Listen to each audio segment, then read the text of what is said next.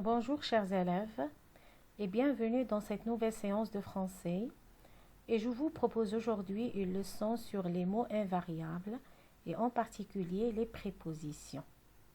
Cette leçon-là a pour objectif d'être capable d'identifier et de manipuler les prépositions, ça veut dire utiliser les différentes prépositions.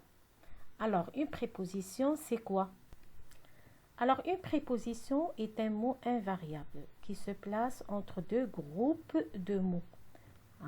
C'est un mot invariable qui ne change pas, qui ne s'accorde pas en genre et en ordre et qui se place entre deux groupes de mots. Le deuxième mot qui est introduit par la préposition et complète le premier mot. Il complète le premier mot. Donc, on peut le considérer aussi la préposition un mot d'attache qui attache un groupe de mots à un autre. Les prépositions ne peuvent jamais être employées toutes seules et ne peuvent pas non plus être supprimées. On ne peut pas les supprimer et on ne peut pas les utiliser toutes seules dans la phrase. Les principales prépositions, on peut les retenir avec la petite phrase à, dans, par, pour, envers avec de, sans, sous. Donc, à, dans, par, pour, en, avec de, sans et sous.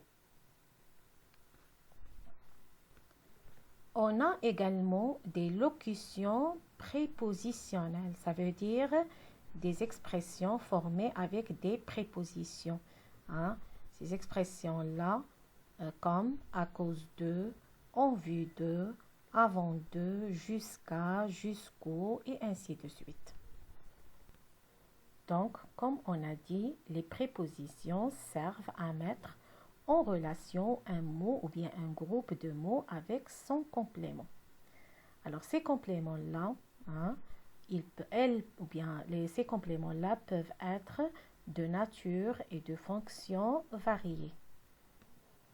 Alors, je prends le premier exemple. C'est un bijou en or. C'est un bijou en or. Alors, regardez la préposition en rouge. La préposition en introduit un nom commun, or. Quel est son rôle? Quelle est sa fonction? Il complète le nom bijou. Ce complément-là complète le nom bijou. Sa nature, c'est un nom commun. Alors, cette préposition-là, est-ce qu'on peut la supprimer? Est-ce qu'on peut dire c'est un bijou or? Non, la phrase n'aura pas de sens. Est-ce qu'on peut déplacer cette préposition? Ça veut dire, est-ce que je peux dire c'est un bijou or? Non, ça sera faux aussi.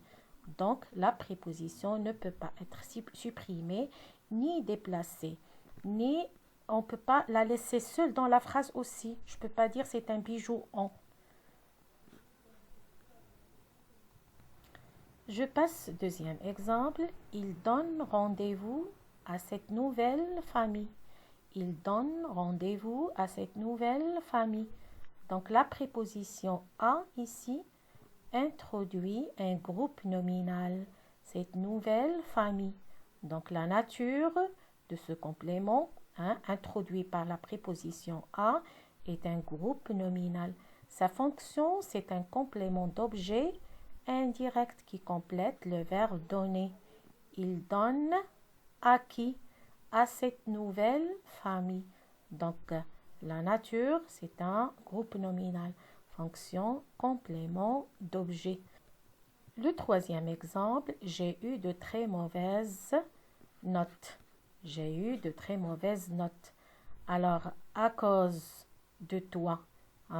Alors, à cause de toi est une locution prépositive qui introduit ici un pronom. Donc, la nature du complément, c'est un pronom. Sa fonction, il exprime la cause. C'est un complément de cause. Je passe l'exemple 4. Il doit faire ses devoirs pour jouer. Donc, la préposition ici pour introduit un verbe à l'infinitif. Donc nature, verbe à l'infinitif, fonction, cesser, de but. La préposition aussi peut introduire un adverbe. Donc l'exemple 5, nous partirons dès demain. Donc demain, c'est un complément introduit par la préposition dès. La nature, c'est un adverbe. Il complète, c'est un complément circonstanciel de temps. Donc pour conclure, la préposition peut introduire un nom, un groupe nominal, un pronom, un verbe à l'infinitif, un adverbe, parfois aussi un complément d'adjectif. Elle est fière de sa fille. De sa fille, c'est un complément qui complète l'adjectif fier.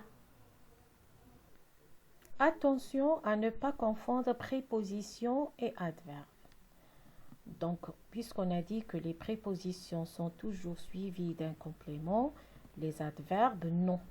On a dit que les prépositions, on ne peut pas les supprimer. Les adverbes, oui, on peut les supprimer. Et la phrase a deux sens. Prenons ces deux exemples-là, l'exemple 6 et l'exemple 7. Je prends l'exemple 6, il est derrière la maison. Donc derrière ici, c'est une préposition. Pourquoi? Parce qu'il introduit un complément.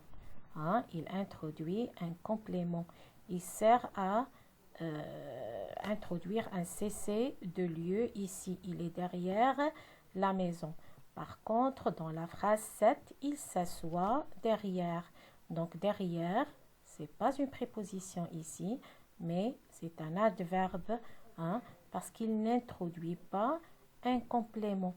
Et on peut le supprimer. On peut dire tout simplement « il s'assoit » et la phrase a deux sens. Ici, je ne peux pas le supprimer. Je ne peux pas dire « il est la maison » ou bien le déplacer derrière « il est la maison ».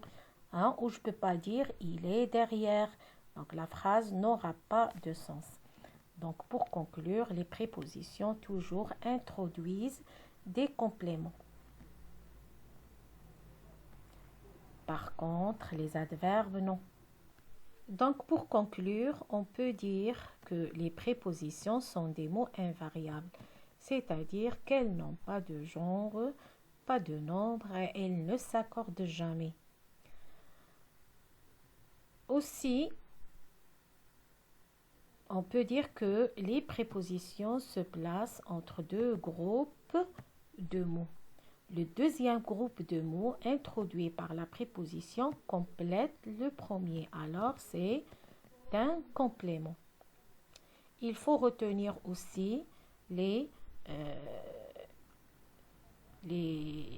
différentes prépositions ou bien les prépositions les plus utilisées. Les prépositions soit simples, soit des locutions prépositives.